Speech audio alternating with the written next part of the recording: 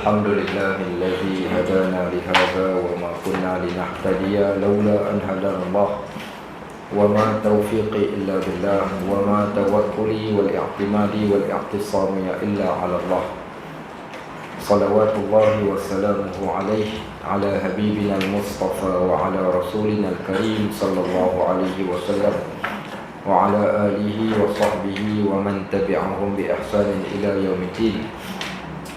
اللهم فقهنا في الدين وعلمنا التأويل. اللهم افتح علينا فتوح العارفين بحكمتك. اللهم آتينا الحكمة. اللهم إنا نسألك علما نافعا ونسألك رزقا طيبا وعملا متقبلا. اللهم إنا نعوذ بك من علم لا ينفع. ربنا زدنا علما ينفعنا. ربنا يسر ولا تعسر وتمم بالخير والحمد لله رب العالمين. وبعد Muslimin dan muslimat rahimani wa rahimakumullah. Alhamdulillah, diizinkan Allah sekali lagi kita dapat bertemu pada pagi ini. Dan saya tersilap pagi tadi pukul 8 pagi dia terpacak tunggu ke depan tu. Apa dia mahu tak buka pintu ni? Pokoknya pagi ni pukul 10. Subhanallah.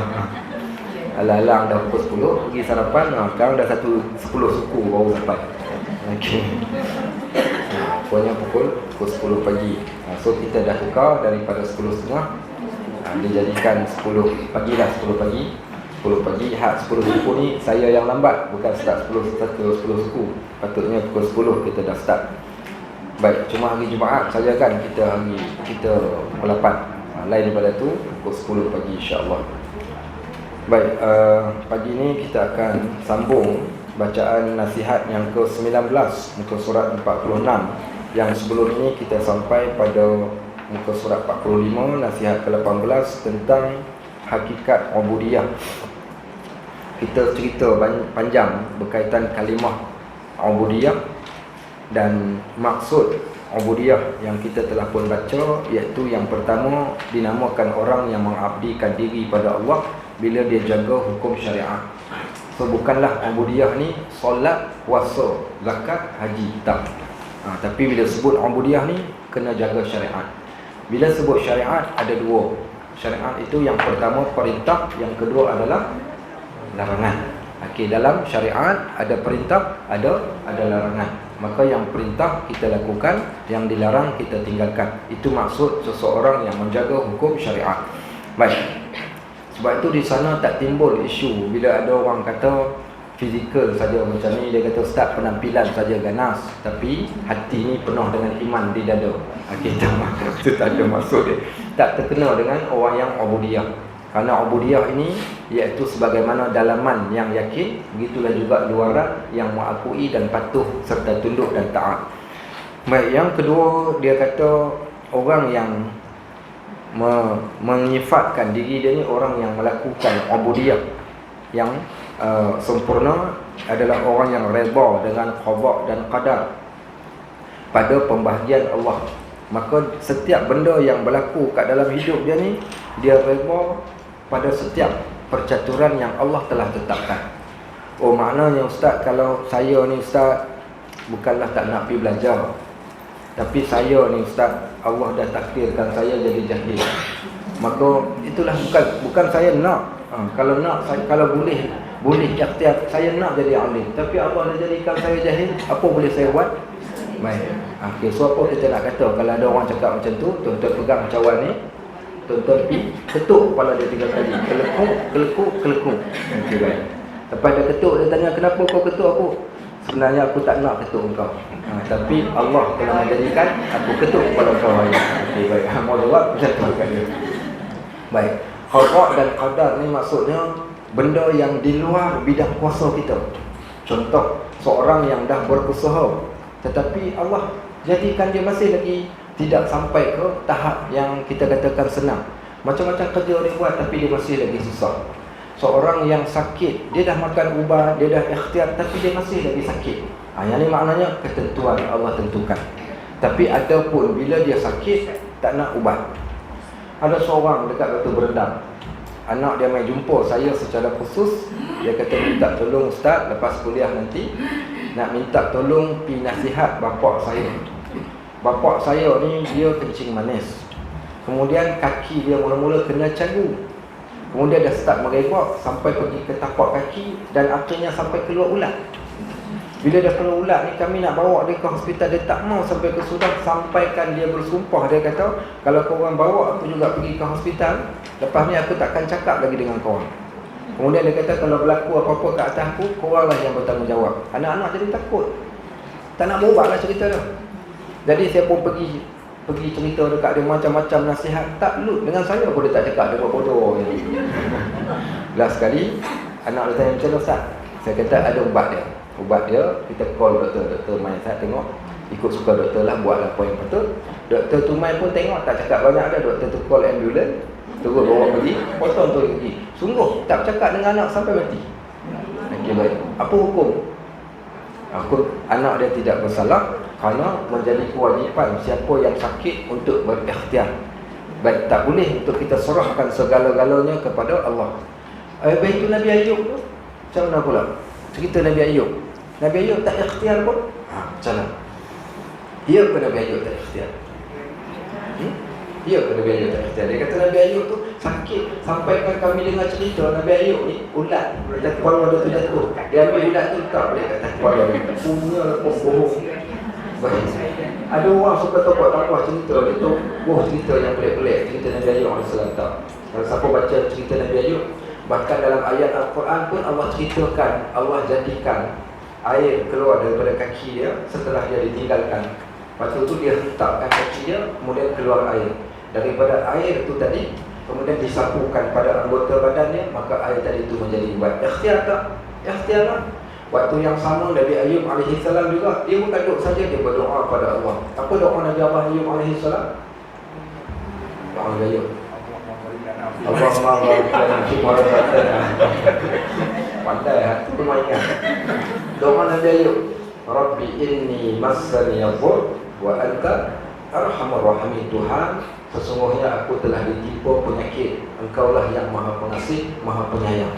Nampak, dia tak kata Allah sembuhkan, maknanya dia lepaskan pada Allah, Allah tentukan. Allah nak sembuhkan, dia redha. Allah tak nak sembuhkan pun dia redha. Dan itu makna redha. Qada dan juga qadar. Qada ni apa? Ketentuan. Qadar ni macam mana Allah jadikan ketentuan sebenarnya. Contoh seorang yang sakit, macam mana sakit dia? Allah tentukan. Maka setiap benda yang Allah telah tentukan pada dia, dan macam mana ketentuan itu berlaku kepada dia, maka semuanya diserahkan kepada Allah Subhanahu Wa Taala dan dia redha. Maksud redha ni tidak menyalahkan Allah Subhanahu Wa Taala dalam setiap perkara yang berlaku kepada kehidupannya. Dia tak salahkan Allah, bahkan dia bersabar di atas ujian. Itulah maksud redha dan pada Allah dan juga qadar. Baik, yang ketiga, hakikat ubudiyah, iaitu engkau carilah keredaan Allah walaupun terpaksa meninggalkan kehendakmu sendiri. Semua benda yang kita buat ni kerana nak Allah redha. So umpama seorang anak yang taat, yang penting mak dia redha dekat dia, apa yang berlaku pada diri dia, dia tak peduli lagi pada waktu tersebut. Keredaan Allah lah yang kita cari. Baik, kita dah cerita panjang pada minggu yang lepas. Hari ini kita nak sambung yang ke-19. Baik, hikmah yang ke-19 ini, qala al-musannif rahimahullah, berkata pengarang kitab ini, wa nafa'ana bi'ulumihi fi darain, mudah-mudahan kita mendapat manfaat ilmunya dunia dan akhirat. Dia cerita hakikat tawakal. Baik, kalimah tawakal. Okey, kalimah apa? Kita dah tulis, iaitu kalimah tawakal. Tawakal. Tawakal. Tawakal. Baik, apa makna tawakal? Siapa boleh bagi definisi perkataan tawakal tu apa tu benda? Boleh tawakal macam harimau ke, macam gajah ke? Tawakal tu apa benda tawakal? Baik, tawakal. Tawakal berserah. Tawakal ni asalnya daripada perkataan wakala. Wakala. Baik, apa dia wakala? Okey, tak faham juga wakala apa dia? Kita pun bahasa Melayu kat tepi ni. Wakil. Baik, wakil. Kalimah tawakal datang daripada kalimah wakil. Apa dia wakil? Aku wakilkan kepada engkau. Baik, tolong wakil. Saya nak wakilkan pada Pak Haji, tolong serahkan duit ini kepada si Polan.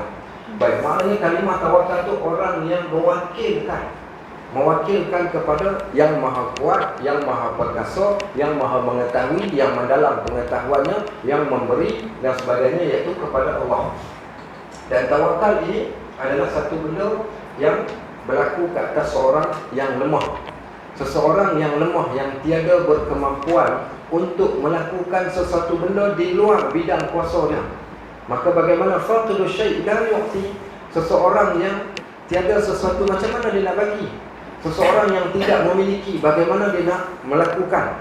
Seseorang yang lemah, bagaimana dia nak jadi kuat sedangkan dia lemah? Maka dia perlu bergantung. Maka tawakal ini bergantung, iaitu kekuatan dengan kekuatan yang lain. Dia tak ada kekuatan, dia terpaksa bergantung dengan sesuatu kekuatan yang lain. Kalau kita lemah, kita adalah seorang hamba. Baik, siapa yang boleh ciptakan anak untuk diri dia sendiri? Tak boleh. Tapi nak dapat anak, dia kena ada asbab. Maka di sana tawakal ini dia datang dalam bentuk asbab dan musabab. Tawakal ini dia tak datang begitu saja. Tawakal dia datang dengan asbab. Tawakal ini dia datang dengan ikhtiar. Okey, baik. Sebab itu tawakal ini tidak boleh terus bertawakal tanpa melalui dua jalan ini, jalan asbab dan jalan yang dinamakan dengan jalan ikhtiar.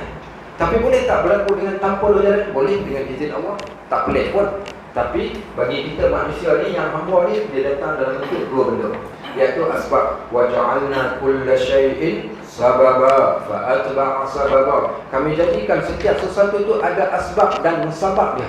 Dan berlaku sesuatu benda juga dengan asbab dan musabab. Turun hujan, asbab dia, bila mana kita tengok awan dah jadi hitam. Baik, sakit, asbab dia mungkin sebab makanan. Mati sebab dia, Allah jadikan sebab. Dan Allah juga jadikan seseorang itu untuk berikhtiar pada sesuatu yang dia inginkan. Selepas daripada dia ikhtiar tu, barulah datang di sana konsep yang dinamakan dengan konsep tawakal. Contoh, seorang yang bekerja, adakah dia mengetahui berapa jumlah yang dia akan dapat? Dia tak tahu.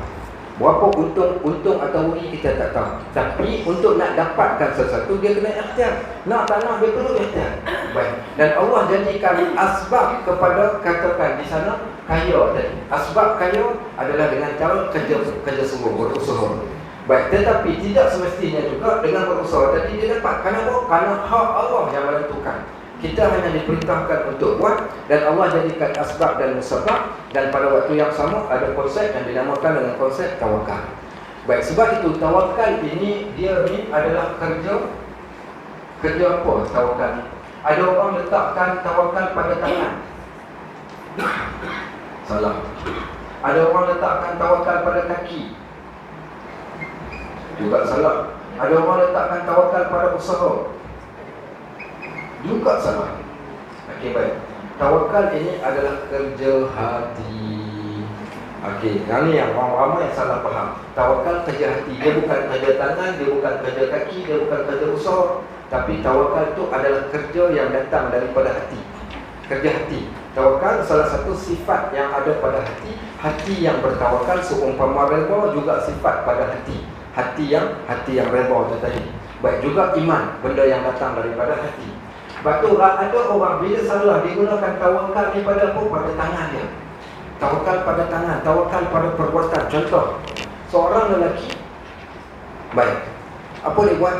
Maka dia datang bawa unta, dia jumpa Nabi SAW. Dia datang, dia jumpa Nabi, dia tinggal unta dia dekat situ. Kemudian orang kata, ikat unta tu, kan nanti lari unta. Dia kata, Allah ada. Yang Allah ada. Kemudian apa kata Nabi SAW? Ikat unta kau, kemudian bertawakallah. Okay. Ikat unta kau, kemudian bertawakal. So maknanya usaha dulu, ikhtiar, kemudian barulah bertawakal. So menunjukkan tawakal ini didahului dengan perbuatan. Salah tawakal tanpa perbuatan. Tawakal tanpa perbuatan. Haji, tarik. Tak, Ustaz, gula dah tinggi. Ustaz, saya kencing mana? Okey, baik, tak apa, niat ubat. Okey kan, niat ubat. Minum teh tarik, niat ubat. Dah dengar perkataan tu? Tak apa, niat ubat je. InsyaAllah, tak ada masalah. Baik, yang tu orang panggil tawakal bodoh. Tawakal lagi. So tu tawakal bodoh. Okey, tawakal tanpa disertai dengan ikhtiar. So dia tawakal saja. So di sini tawakal adalah pekerjaan hati. Baik, so tawakal ni apa dia sebenarnya? Tawakal itu adalah hati kita. Tawakal ni adalah hati kita yang terus kepada Allah. Hati kita yang terus kepada Allah. Kita tahu Allah yang menjaga semua selepas datang daripada asbab dan juga ikhtiar tadi. Baik, atas semua yang kita lakukan. Sebab itu di sana dilihat, kalau sekiranya hati, disebabkan oleh kerana hati itu pula dia datang, kerana Allah ni dia datang pula cakap tawakal ni adalah dalam bentuk doa. Doa itu adalah manifestasi daripada perbuatan hati itu tadi yang bertawakal pada Allah dengan meminta dan berdoa. Itu maksud tawakal. Sebab itu kita menyebut satu perkara. Bila kita menyebut la haula wala quwwata illa billah, kalimah la haula wala quwwata itu adalah satu kalimah tawakal seseorang kepada Allah. La haula wala quwwata illa billah. Tetapi kalimah ini disebut selepas daripada kita berusaha. La haula wala quwwata illa billahil aliyil azim. Maka tiada kekuatan, tiada daya upaya melainkan Allah sahaja. Maksudnya aku dah cuba sedaya upaya, bakinya aku serahkan kepada Allah. Sebab itu dia kata fa bidzalika falyatawakkalul mutawakkilun. Demikian itulah bertawakallah orang-orang yang bertawakal kepada Allah. Baik, di dalam Al-Quran Allah ceritakan ketika mana peperangan Badar, datang jumlah yang ramai. Maka Allah berkata wakhshawni wala takhshawun nas, takut kepada aku, jangan takut kepada manusia. Maka Nabi SAW mengucapkan hasbiyallah wa ni'mal wakil, ni'mal maula wa ni'mal nasir. Hasbiyallah, cukup bagi kami adalah Allah. Nabi cakap macam tu kat mana? Ketika baginda dah pun berada di medan perang. Maksudnya mereka berikhtiar, mereka lawan tak? Mereka lawan. Tapi bakinya menang atau kalah, Allah yang tentukan. Itu maksud tawakal. So salah sekiranya seseorang tanpa ikhtiar, tanpa melakukan usaha, tiba-tiba dia nak terus bertawakal, maka tawakal itu dinamakan dengan tawakal bodoh. Contoh, seorang yang ada motor, ada kereta, ditinggalkan motor dan keretanya di tepi jalan, dia kata tak apa, Allahu hafizun, Allah akan jaga. Okey, saya dah wakilkan kepada Allah untuk jaga, para malaikat nanti akan datang jaga. Okey, baik. Kunci tinggal dekat situ. Okey, memang sungguh malaikat jaga. Malaikat mana? Malaikat kepala hitam, nanti dia datang ambil, sungguh pergi. Saya waktu mula-mula sampai di Melaka, waktu tu muda lagi. Jadi kita pun ingin pakai motor besar. Belilah motor besar biji. Nak balik ke kampung, takut nak tinggal dekat Melaka Central, nak naik bas. Jadi saya tu fikir kat mana tempat yang paling sesuai supaya saya kata 7E lah. 7E kan 24 hours. Jadi saya tinggal motor saya tu kat depan 7E, tapi saya tidak tinggal dalam keadaan saya terus bertawakal. Okey, yang pertama saya buat apa? Saya kunci. Saya kunci bukan satu kunci, kita kunci dua kunci. Okey, kunci dah dua kunci dah kita kunci. Kemudian saya tinggal dengan saya membaca ayat kursi. Kita pun baca doa, kita tinggalkan.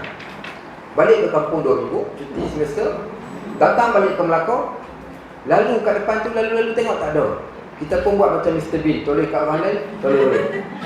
Tak ada. Sekali lagi buat. Okey, baik. Toleh. Memang betul tak ada. 3 kali toleh, memang 3 kali tak ada betul. Saya kata sungguh hilang.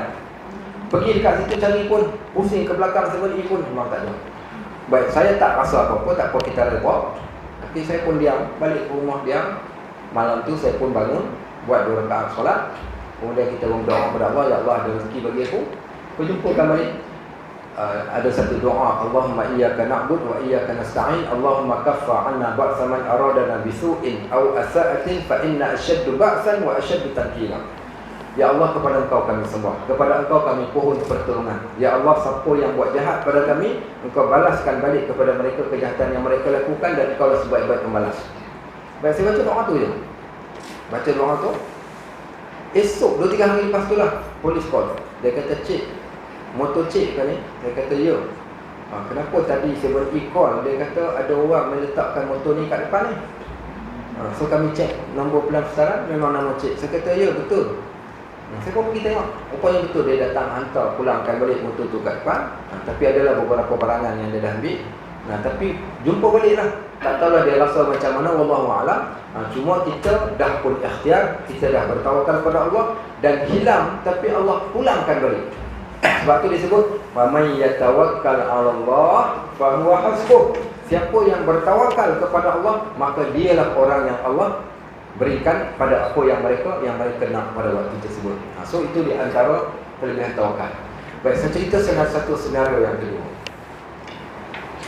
Uthman bin Affan radhiyallahu anhu, hadis Abu Musa al-Ash'ari. Abu Musa al-Ash'ari ni, dia ni sayang dekat Nabi, sayang yang sungguh-sungguh. Dia duduk kat rumah ni, hati dia teringat dekat Nabi ni. Last kali dia kata, aku pun siapkan diri, pakai baju, aku niat nak berkhidmat hari ni, aku nak berkhidmat kepada Nabi SAW. Maka dia keluar daripada rumah dia, pergi ke Masjid An-Nabawi, tanya orang, dan orang kata Nabi dah keluar, halau ke sana. Dia pun ikut jalan tersebut, dan rupa-rupanya jalan tu membawa pergi ke Quba.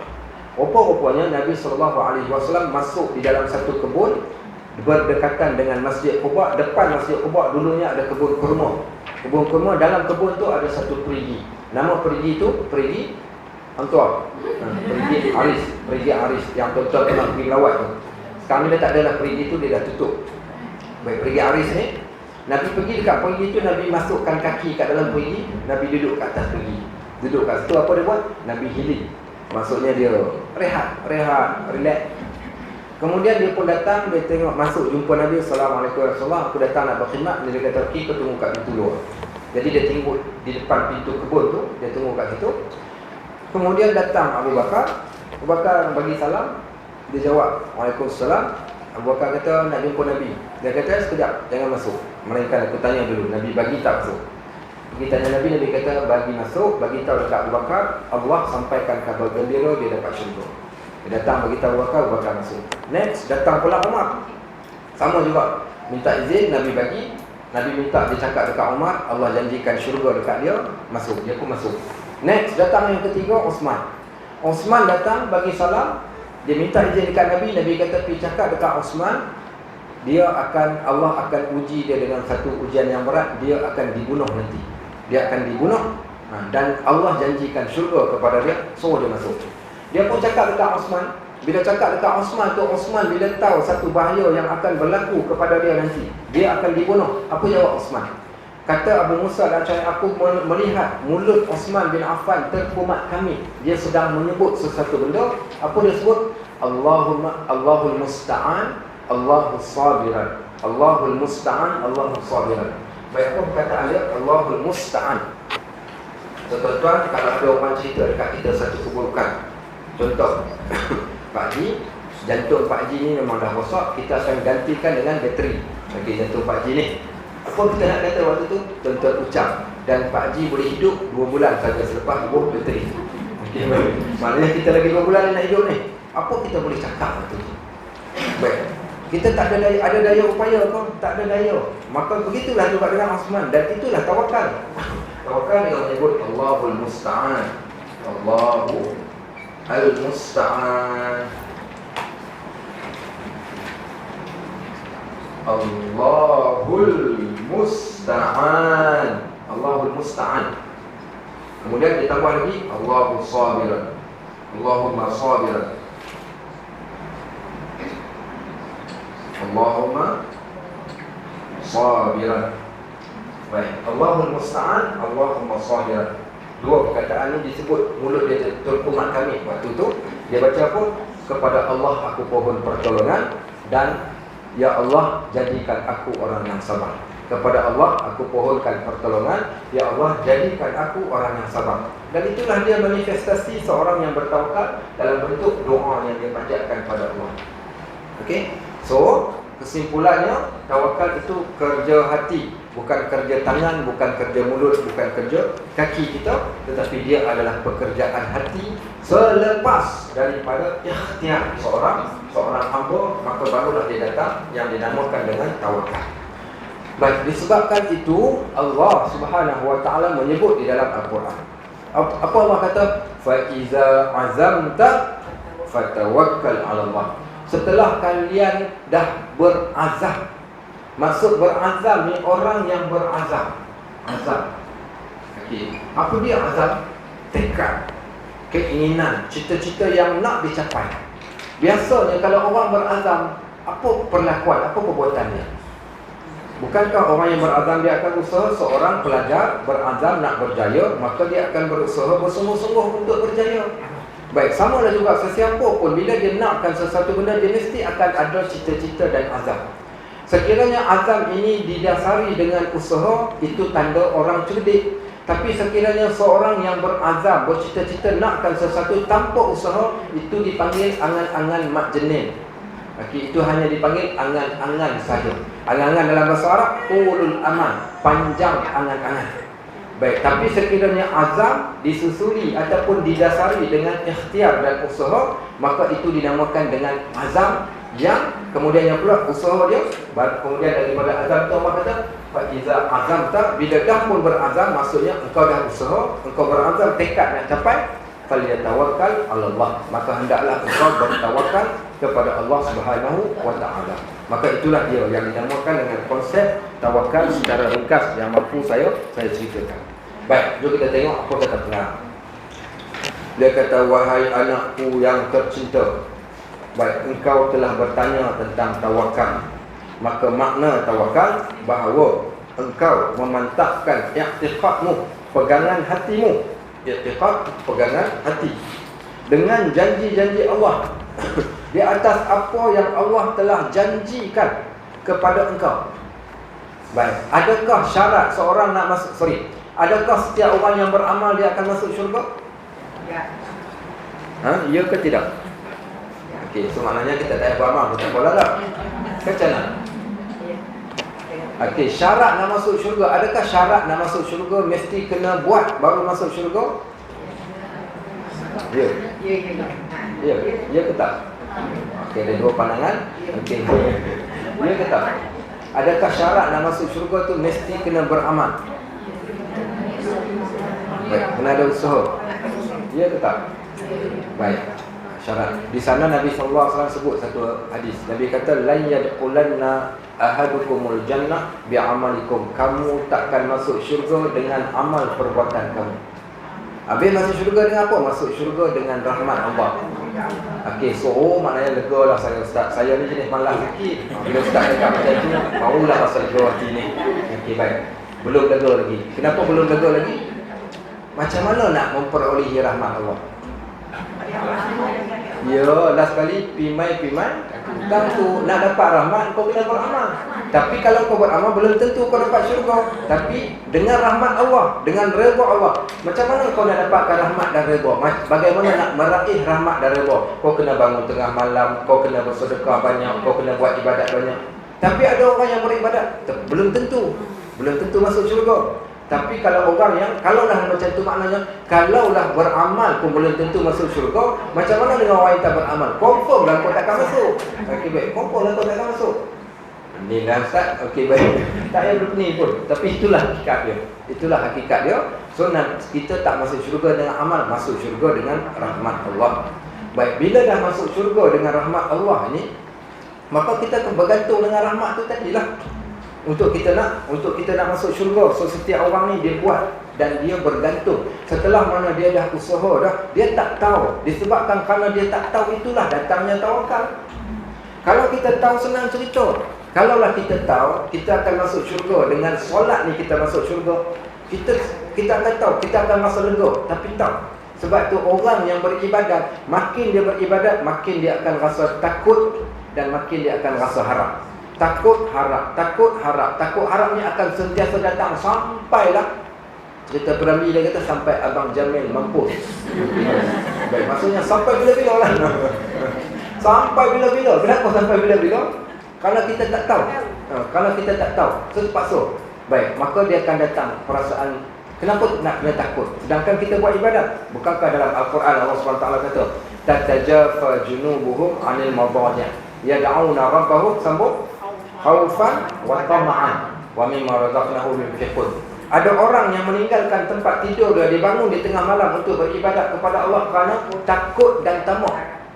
Kenapa dia beribadat? Kerana dia takut pada Allah. Maka takut tu tadi, Allah bukan pandang pada perbuatan yang dia buat, tapi Allah pandang pada perasaan takut dan gerun dia pada Allah.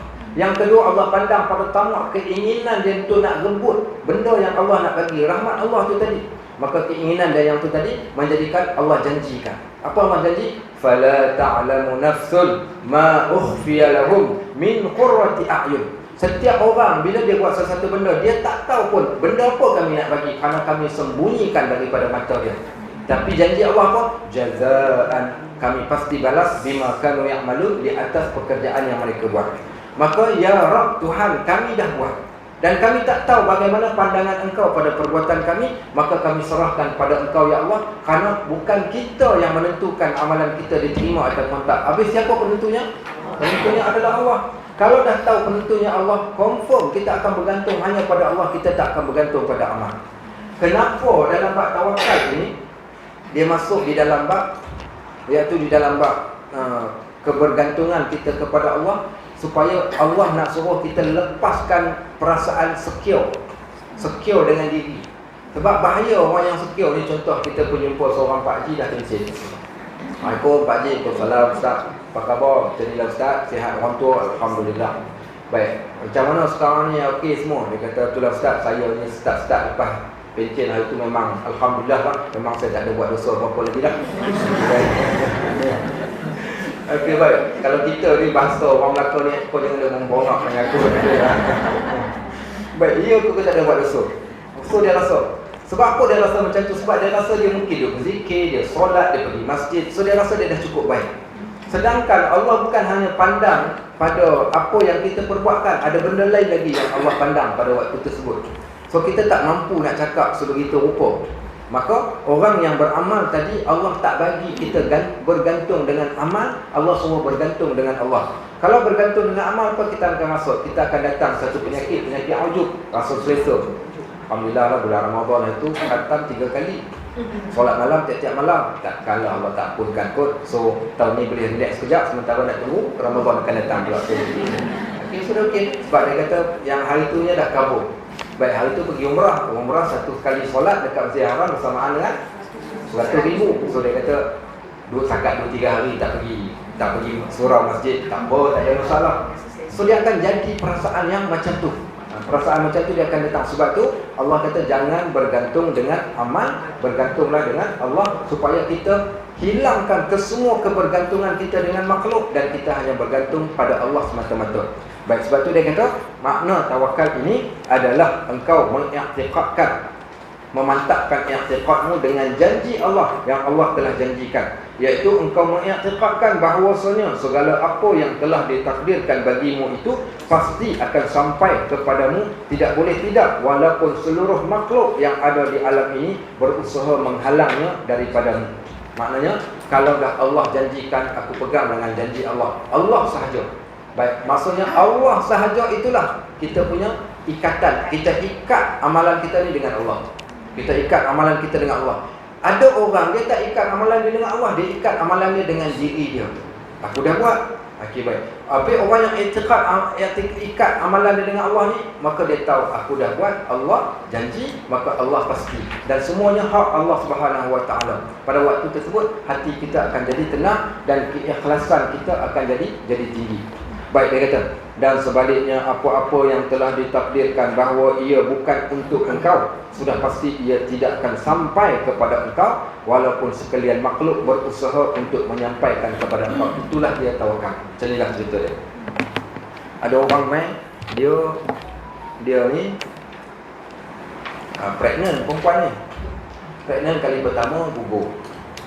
Pregnant kali kedua, gugur. Pregnant kali ketiga pun gugur juga. Bila dah 3 kali gugur, jumpa kawan-kawan ni, kawan-kawan sosek duduk sembang. Dah 3 kali dah dia kata dia gugur. Aku rasa ada benda lain dalam perut kau. Okay, baik.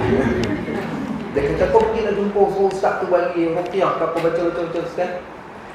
Baik, jadi bila dia datang tanya pada kita berkaitan tentang tu, maka apa jawab kita? Siapa yang menciptakan, menjadikan seorang bayi kat dalam perut seorang ibu ni? Allah. Siapa yang menjadikan benih ataupun janin tadi itu boleh bernyawa? Allah. Siapa yang menjadikan dia keluar? Semua Allah. Adakah jin boleh menjadikan ataupun menggagalkan? Tidak boleh. Adakah jin boleh menciptakan? Tak boleh. Adakah jin boleh mendatangkan mudarat? Tak boleh.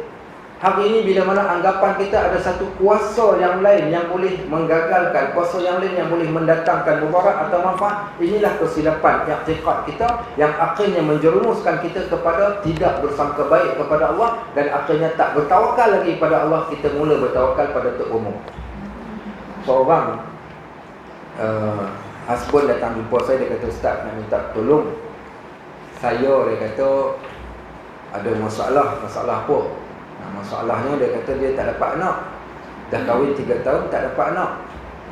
Kahwin 3 tahun tak dapat anak. Saya kata, "Nak jumpa saya bukan boleh piti, bukan pergi bos, bukan pergi gosok, tiba-tiba jadi dapat anak." Saya kata, "Ini bukan kerja saya pun, bukan kerja manusia. Ini adalah kerja Allah." Kita pun tunjukkan bukti ayat Al-Quran. Allah menjadikan anak lelaki, anak perempuan, Allah jadikan cucu-cucu, semua Allah yang buat. Mana mungkin saya nak buat, saya kata. Sebab tu saya damai jumpa Ustaz. So saya nak tengok jawapan daripada Ustaz.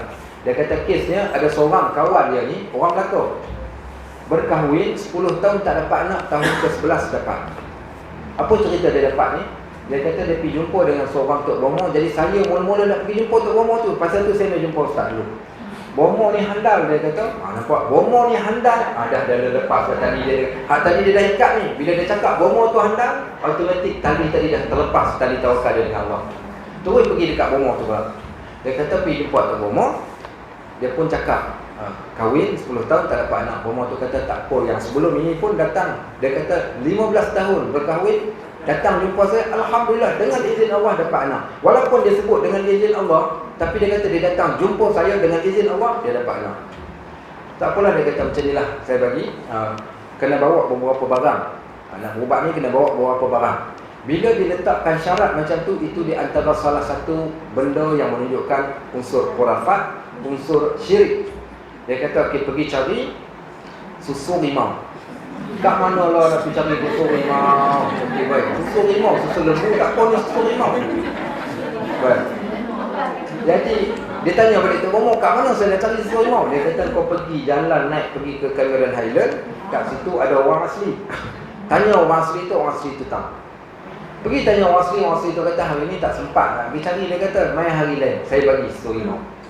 Baik, hari yang dijanjikan dia datang, orang asli tu bagi satu keping daun besar, atas daun tu ada bintik-bintik warna kuning.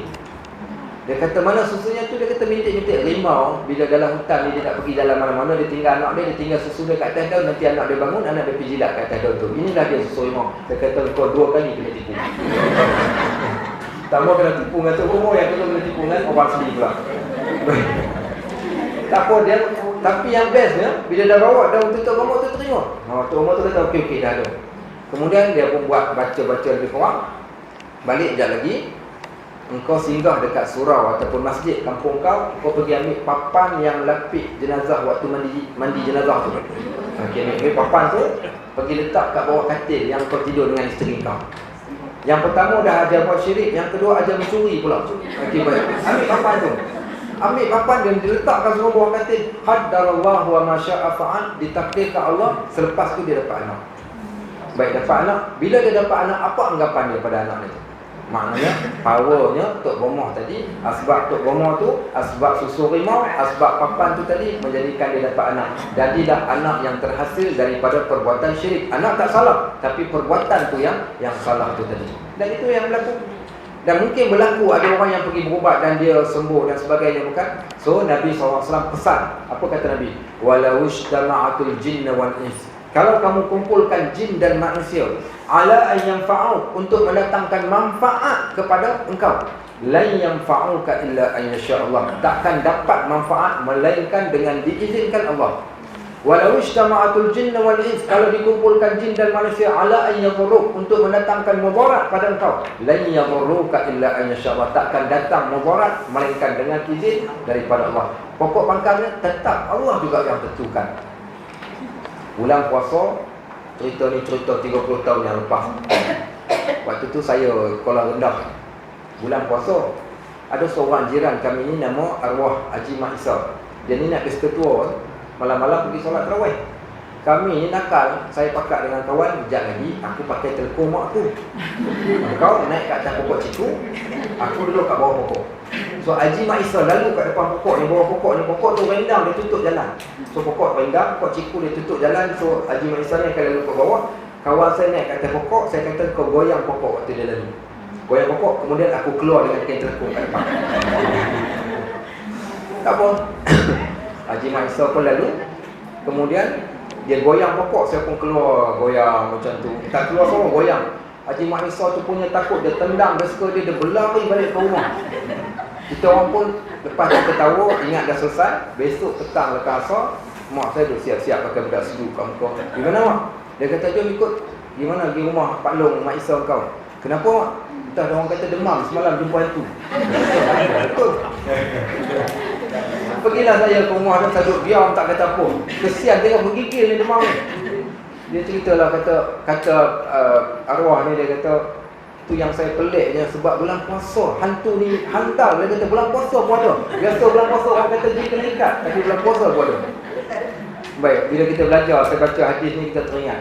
Sebab tu bila orang berhadapan dengan jin, setan, gangguan ni, jangan duk takut dan jangan risau sedikit pun. Yang pertama sebab semuanya berada di atas kekuasaan Allah. Tak pernah ada kat dalam dunia ini tiba-tiba kita dengar cerita kes dah selesai, dah tutup kes. Satu jenazah dijumpai kat dalam longkang dekat Bukit Beruang. Polis kata kes dah tutup. Kenapa tutup polis? Dia kata bila kami kaji-kaji cek-cek, rupanya dia kena cekik dengan hantu raya.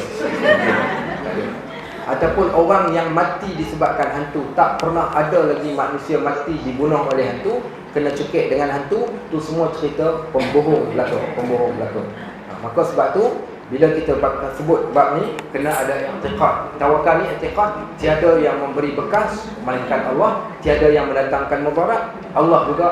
Tiada yang menghasilkan keuntungan atau kerugian, Allah juga. Tiada yang mampu memberi melainkan Allah. Maka itulah yang dinamakan dengan tawakal. So manusia dituntut berikhtiar, Allah yang tentukan. Maka itulah konsep tawakal. Baik. Next sekali lagi, yang seterusnya nasihat yang ke-20. Hakikat ikhlas. Dia kata ikhlas ini, wahai anakku yang tercinta, engkau juga bertanya tentang hakikat ikhlas. Maka ikhlas itu bahawa engkau menjadikan segala amalanmu hanya untuk Allah. Hanya untuk Allah dan bukan lainnya. Dan engkau tidak merasa senang dengan pujian manusia. Okay, yang pertama, ikhlas buat kerana Allah, bukan kerana manusia.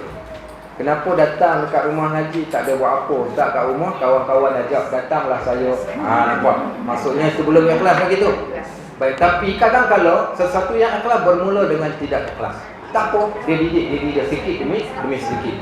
Baik, yang kedua, kenapa baca surah Waqiah setiap malam? Dia orang kata baca surah Waqiah, Ustaz, jadi kaya. Dah kaya ke belum? Belum lagi. Tak apa, baca. Okey, baca. Okey, baik. Baik, maka dia baca Al-Quran bukan sebab orang baca Al-Quran untuk akhirat kerana Allah, tapi kita baca Al-Quran kerana nak sesuatu daripada Al-Quran. Maka maksudnya dia masih lagi berkongsi dengan sesuatu di dalam melakukan ibadat. Baik.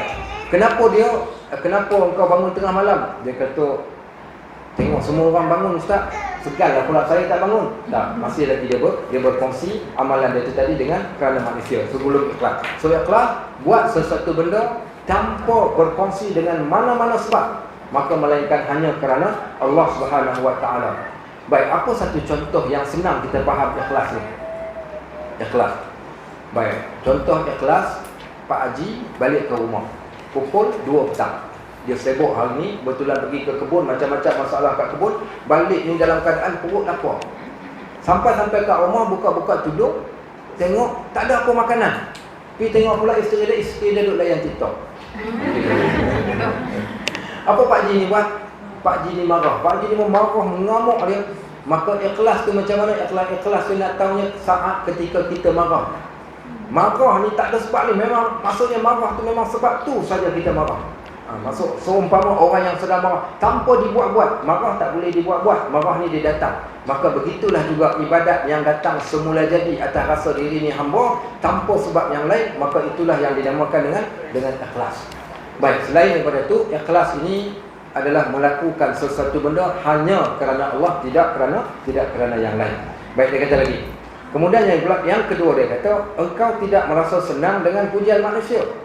Antara kita nak jaga keikhlasan kita, ada orang puji. Baik, tak minum ke? Kita kata puasa hari ni. Biar kita sebut saja puasa, rajinnya kau, hari Jumaat pun puasa. Okey, baik. Kita buat hatu-hatu, itu juga hari Jumaat pun aku puasa. Oh, dahsyat juga aku. Dia datang penyakit ujub. Tapi kalau orang yang ikhlas ni, dia dengar saja orang puji macam tu, dia tak suka sangat-sangat. Cepat-cepat dalam hati dia, ya Allah istighfar, ya Allah silap aku terberitahu dekat dia. Sebenarnya ya Allah, tiadalah hebatnya pun aku yang berpuasa, engkau sahaja. Maka kita perbetulkan balik saat ketika mana kita dipuji. Sebab itu di sana Ibnu Athaillah As-Sakandari, kitab hikam tu dia kata, cara macam mana saat ketika kita dipuji, apa stand kita waktu orang puji akan kebaikan kita. Baik, macam mana nak buat beza bila orang puji kita? Balik kepada Allah. Boleh balik kepada Allah, tapi ada satu benda Ibnu Athaillah cadang.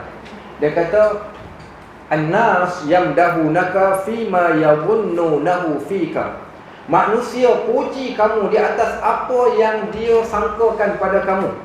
Orang tengok kita, orang kata ustaz bagus, ada ilmu, mesti rajin beribadat. Orang sangka kita macam tu. Sebab orang tengok kita, mungkin pakaian kita, orang pun sangka kita orang baik.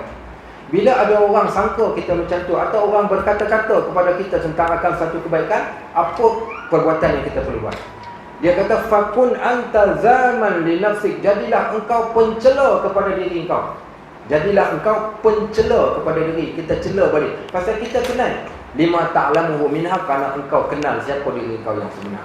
Lepas tu, bila saat orang puji kita sendiri kita tahu dia tak kenal aku ni siapa. Ya Allah, engkau yang mengenali diri aku yang sebenar, maka engkau sahaja yang mengetahui. Ya Allah, ampunkan aku di atas kalau benda yang mereka katakan itu salah. Dan yang kedua, jadikan benar sebagaimana apa yang mereka sangkakan pada aku. Kalau aku belum lagi soleh, mereka sangka aku soleh, jadikanlah aku orang yang soleh. Maksudnya begitu, kita pohon pada Allah, refleksi balik kepada diri. Oh, Pak Haji rajin puasa, itulah tak boleh puasa. Doktor ni puasa je lah. Bahaya cakap macam tu. Okey, contoh kita baca Quran, orang kata apa namanya, rajin Pak Haji baca Quran, khatam sebulan berapa kali? Bulan biasanya sekali. Okey, bila orang puji kata bagus Pak Haji, insya-Allah baca Quran gitu, apa kita nak kata pada diri kita tu?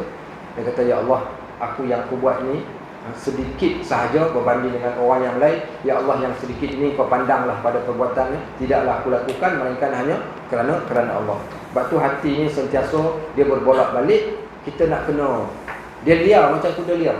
Sebab tu walaupun dia terlencong ke arah lain, boleh tak nak tarik balik? Boleh, untuk kita tarik semula ke arah keikhlasan. Maka dia kata, dan engkau tidak peduli dengan celaan. Kalau ada orang cela kita, jangan ambil pot dengan celaan. Yang paling kita takut kalau Allah yang cela kita. Syekh Ramadan Al-Buti satu hari dia baca khutbah. Waktu dia baca khutbah ni, dia menangis atas mimbar. Saya terbayang lagi waktu itu tahun 97, 98 saya pergi dengar khutbah. Waktu tu kita dah pandai cakap Arab, so dengar khutbah pun kita dah boleh faham. Dia naik ke atas mimbar, dia pandang jemaah, dia kata, tuan-tuan semua, tuan-tuan tengok saya duduk atas mimbar, saya seorang syekh, orang puji saya, orang macam-macam lah, orang angkat saya, tapi semua kalian tak kenal siapa saya yang sebenar. Maka yang kenal saya satu, yang kedua Allah saja yang tahu siapa diri aku yang sebenar. Dia pun baca satu hikmah. Dia kata An-nas qisman. Dia kata as-sitru qisman. Allah ni ada satu sifat. Sifat Allah yang maha menutup. Apa maksud yang maha menutup? Allah tutup daripada keaiban kita ni, kita tak ada siapa pun tahu. Bayangkan kalau kita duduk kat dalam rumah haji, tiba-tiba seorang di antara kita yang duduk dalam ni terkentut. Bila dia terkentut, dahi dia jadi hijau. Satu malu kita cepat-cepat tutup. Tahu dah siapa yang tutup dahi tu, kentut dah tu. Okey kan? Sebab tapi Allah tak buat macam tu, sebab Allah nak jaga keaiban kita. Maka Allah As-Sattar, yang maha menutup. Seorang hamba Allah, dia melakukan dosa di siang hari, di malam hari, pada waktu yang lain, minggu lepas, 2 hari lepas, semalam. Bila dia buat dosa, telinga dua-dua belah dia jadi merah. Habis, bila kita tengok telinga orang merah, dosa, buat dosa dia ni, gerak betul dia ni buat dosa. Okey, baik. Buat dosa saja telinga jadi merah. Baik, mengumpat saja orang, lidah bergulung.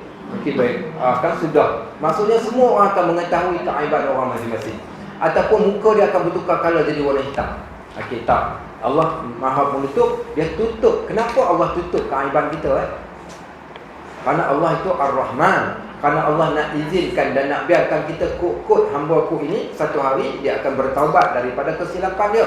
Dan baiknya Allah tutup keaiban kita, tak ada manusia yang tahu. Sebab tu di sana ada satu dosa yang besar. Dosa ini dipanggil dosa orang yang buat dosa secara terang-terangan dan berbangga dengan dosa. Kenapa Allah marah? Sehingga Nabi SAW mengatakan kullu zambin mu'afa, semua dosa ini akan diampunkan Allah, illa, melainkan sahibul mujaharah, orang yang buat dosa secara terang-terangan. Maksud orang buat dosa secara terang-terangan ni, dia buat dosa, Allah dah tutup dah dosa dia, tak ada siapa pun tahu. Tiba-tiba dia pergi cerita pula dekat orang dosa yang dia buat, dan dia berbangga. Maka orang ni Allah murka sehingga tidak diampunkan dosa dia, melainkan dengan taubatnya sungguh-sungguh. So, kata Ibn Athaillah, Allah yang maha menutup ni, dia tutup dua benda.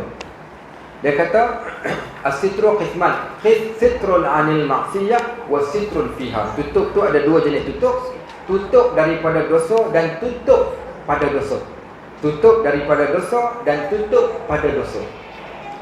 Fal ammatu, orang-orang biasa macam kita, yaqrabun minallah, meminta kepada Allah. Sitrun fiha, tutup pada dosa ni, khasyata suquti martabatihim andal haq. Dia kata orang macam kita ni, biasanya bila kita buat dosa, kita minta Allah tutuplah aib kami, ya Allah. Kalaulah orang tahu aib kami, malulah kami di hadapan manusia. So orang biasa dia minta Allah tutup keaiban dia kerana dia takut jatuh martabat dia di sisi manusia. Wal khassatu, orang yang khusus, yaqrabun minallah, mereka minta kepada Allah sitrun anha, tutup diri mereka daripada melakukan maksiat, khasyata suquti martabatihim andal qalb, kerana takut jatuhnya darjat mereka di sisi Allah. So beza dua. Manusia biasa buat dosa, tak nak bagi orang tahu pasal malu. Orang yang khusus buat, dia bukan buat dosa, dia minta Allah tutup terus dia daripada melakukan dosa tu tadi, kerana takut jatuh martabat dia di sisi Allah. So kat sini kata Syekh Buti, dia kata bila seseorang itu melakukan sesuatu perbuatan dosa, Allah tutup dosa dia, maka dua pengajaran dia dapat. Pengajaran yang pertama itu adalah satu tarbiyah Allah kepada diri dia, untuk dia kenal diri dia. Jangan rasa engkau baik sangatlah. Kerana apa? Kerana engkau orang nampak baik sebab Allah tutup aib engkau.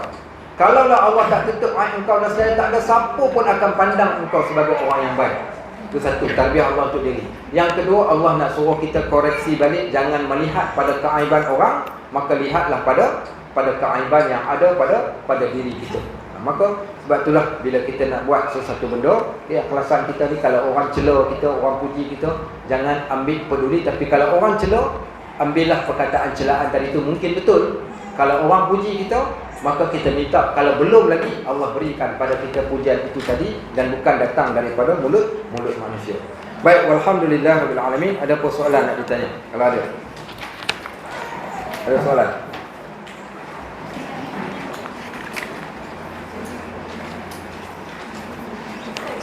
Ya. Macam? Okey. Okey. Bila dia dah sampai ke fuad. Fuad ini biasanya tak. Fuad ini sesuatu yang difikirkan secara mendalam. Disebabkan oleh kerana mungkin, contoh fuad ni sampai ke tahap, mungkin kita memikirkan benda yang fuad ni masih lagi dalam bab elok dan tak elok. Contoh Allah kata wala taqfu ma laysa laka bihi an innas sam'a wal basara wal fuad kullu ulaika kana anhu mas'ula. Jangan kamu pedulikan benda yang kamu tidak tahu. Apa yang kamu tengok, apa yang kamu dengar, dan apa yang kamu fikirkan akan dipertanggungjawabkan. So maksudnya fikir di sini, fikir di antara dua, satu kebaikan, satu benda yang tidak baik. Bila baik dan tidak baik ni, ilmu itulah yang akan mengadilinya kalau dia ada ilmu. Kalau dia tak ada ilmu, nafsu akan menjadi pengadil. Kalau dia sama ada nafsu ataupun ilmu. Baik. So kalau nafsu yang menjadi pengadil pada waktu tersebut, contoh kita tengok seseorang tadi tu, ada seorang main report dekat saya. Dia kata, "Ustaz, kami pihak masjid nak buang seorang ustaz ni." Saya kata, "Kenapa nak buang ustaz?" Dia kata, "Ustaz tu saya dah terserempak banyak kali ustaz. Time orang semayang kat dalam masjid, dia duduk dalam kereta, dia tak semayang. Kemudian dia terus datang mengajar." Saya kata, bahayanya Pak Haji. Saya kata, mana tahu dia tak semayang. Saya yang jadi ustaz. Kadang kita balik lambat rumah.